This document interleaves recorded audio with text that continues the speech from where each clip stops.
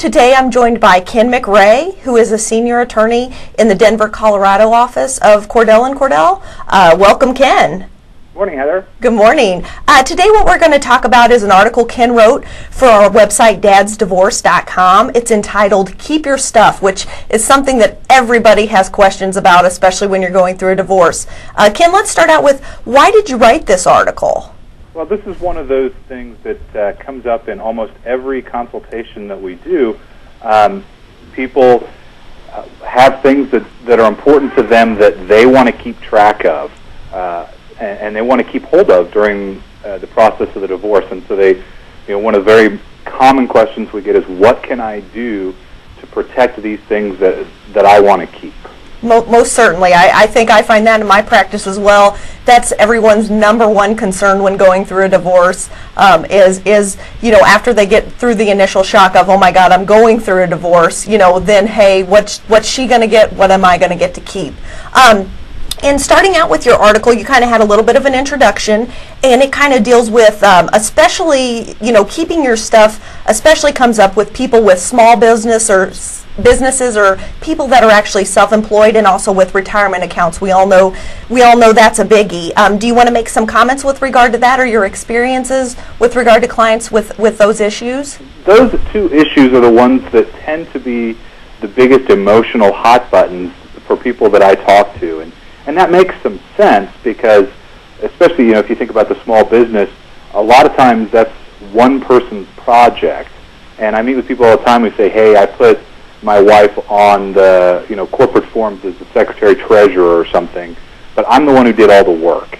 And so it's really important to me that I keep this business. She would know how to do it, things like that. They've invested their time, their energies, their blood, sweat, and tears, if you will, in building up this business. And the idea that they might lose that or lose part of it is emotionally devastating to them. So there's this real connection with this business that you've built up.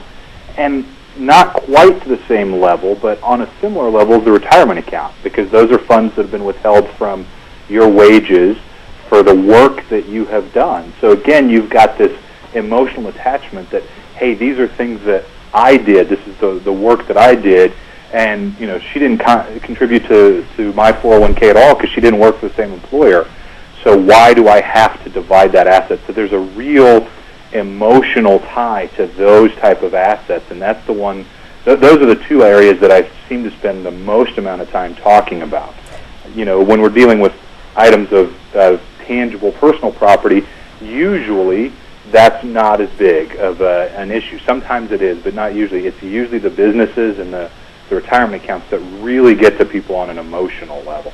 And I would certainly agree with that, especially those small businesses where it's just that one employee. Your client is the person who, if it wasn't for your client, there wouldn't be the business. You take the client out of the equation, and the business cannot function, without that person. I can speak from experience that a lot of my clients as well feel like, hey, this should be, my separate property or whatnot, or I need to keep all of it, with regard to everything. I definitely agree it's a hot button issue, as well as the retirement accounts. Everyone thinks, well, that's my money, and I've socked that away, and like Ken said, I've worked for that company. How under the law is she entitled to any of that? And especially, I think, with the retirement accounts, it's a little bit abstract in that you're talking about in real time something that you're not even going to be getting until many, many years later, depending upon the age of your client.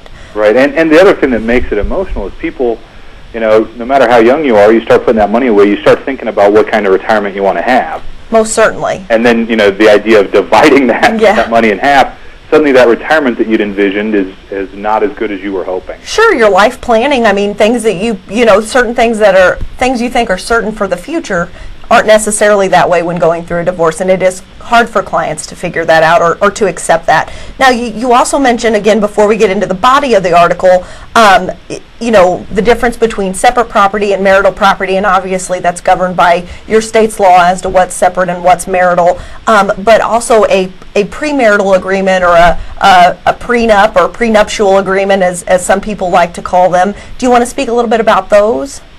Well, obviously, some people do some premarital planning in the event that they end up going down the road of divorce. And if you've done a prenuptial agreement of some type, you've probably spelled out what assets you're going to treat as marital, what assets you're going to treat as separate. And so you really need to look to that agreement to see what does it say about things. How are they going to be involved? I was meeting with somebody the other day, and they said, so, really you should always do a prenup because it eliminates the fight. And I kind of laughed because, as I'm sure you know, it doesn't eliminate the fight, it just changes it. Sure. Because the fight is now going to be whether or not to enforce the prenup and how to interpret it. Absolutely. So it's not a panacea that's going to solve all your problems, but you can do yourself some good, especially if you own a small business that you've worked to put together before you get married, to think about having a prenuptial agreement to plan for what you want to do in the event of divorce and how you're going to protect that asset. Most certainly. And Ken, what would in your practice experience, what would you suggest or recommend to clients that are looking to get married? I mean, would you say 90% of the time, 85% of the time, 50% of the time? Would you advise clients to enter into some kind of prenuptial agreement or premarital agreement, or what's the normal advice that you give to clients with regard to that? That's a great question. I think each case is somewhat unique. A lot of times it really depends on your circumstances. If you've got children from a prior relationship, prenups can be incredibly important because you need to deal with issues, not just what's going to happen on divorce, but what happens if you die. Sure. State law may provide that your assets go primarily to your spouse, who then does not have necessarily the interest of taking care of your children from that prior relationship. So I think if you've got children from a prior relationship, you should absolutely think about doing it, and it's probably a really good idea to have one in those cases. If the examples that we're talking about now, if you've got a small business that you have built and are working on, that's a good situation where you want to try and protect that asset, so you might want to look at that. If you've got parties that are coming into this marriage from really different financial backgrounds, and one side's got a lot of assets and the other side doesn't really have any, and so immediately you're going to buy a house or do those sorts of things, and it's going to be a lopsided contribution to that. That's a situation where you probably want to think about having a prenuptial agreement. Yes, again, I think that those are all good suggestions.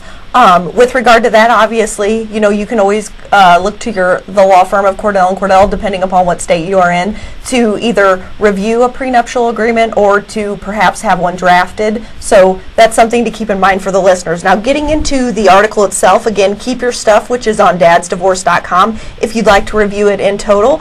Number one, disclose every asset. That's your point one, Ken. Again, we're talking about here, I think the thing you're trying to hit home with this point is do not try to conceal assets. Let's talk just a little bit about that. And I think the good news is, and hopefully that you've had the same experience as me, it's not very often that I have somebody that comes in that wants to, nefariously hide assets. Sure. That's not common. Although sometimes people will at least ask the question, what if I gave this tract of land that I own to my brother, or something like that. But usually it's not a case where people are trying to necessarily hide them, but they at least want to know what their options are. My point here, and it seems counterintuitive, it seems like if you disclose everything, you're going to be worse off. So there's this tendency to want to keep some things secret. My point is, this can cause you problems in a couple of different ways. The first one is you're probably violating some sort of court order. I mean, most states have disclosure requirements, and so if you're filing something that says you don't own property that you do own, you're now directly lying to the court, and that can cause you problems if you get caught. The next issue to consider is most jurisdictions are going to have some policy in place that talks about what happens if there is an after-discovered asset. Sure.